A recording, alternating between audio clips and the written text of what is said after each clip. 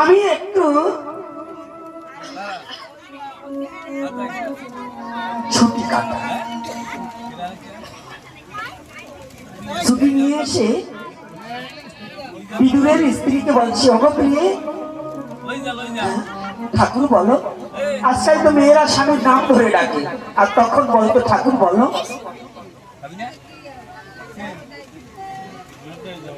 আচ্ছা জানো, আমাদের পরম সৌভাগ্য, কেন তুমি যাকে ভালোবাসো, আজ আমাদের বাড়ির সম্মুখ দিয়ে হেঁটে হেঁটে ভগবান কৃষ্ণ নিজে দুর্যোধনের আলয়ে যাবে রাজপ্রাসাদে, কিন্তু কৃষ্ণকে আনার মতো যোগ্যতা তো আমাদের নেই। আমরা দূর হতে কৃষ্ণের চরণ দর্শন করে মাটির জীবন খানা ধন্য করব।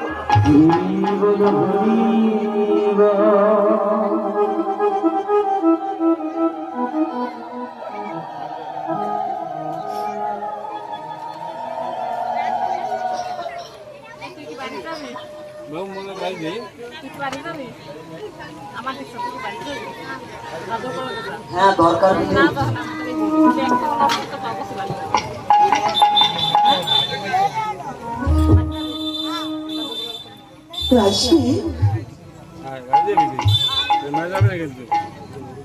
কৃষ্ণ ঠিক মধ্যমকালীন সময়, তৎকালীন সময় সাধুর অন্তত 2-3 স্নান করতে, একটু ঘামিয়ে পড়েছি, এই জন্য কাশিতে এসে গেছে। কথা বলবে না বাবা, এখন হাতের কাছে এখন কথা বলো না, তাহলে বাকি এসে যেতে পারে। এখন অন্য জায়গার কথা চলছে, এই কথাটা একটু বোঝার চেষ্টা করো। সব কথা মুখস্থ বলা যায় না।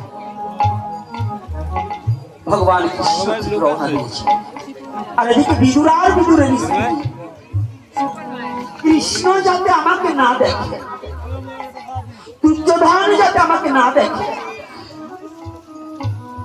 দূরে দুটি চোখের জলে ভাসছে। আর এদিকে গালিচা দিয়ে সম্মাননা জানিয়ে কৃষ্ণকে নিয়ে যাচ্ছে অন্তঃপুরে। অন্তত 100 আইটেমে রান্না করে রাজপ্রাসাদে প্রসাদের সুগন্ধ ভরে গিয়েছে।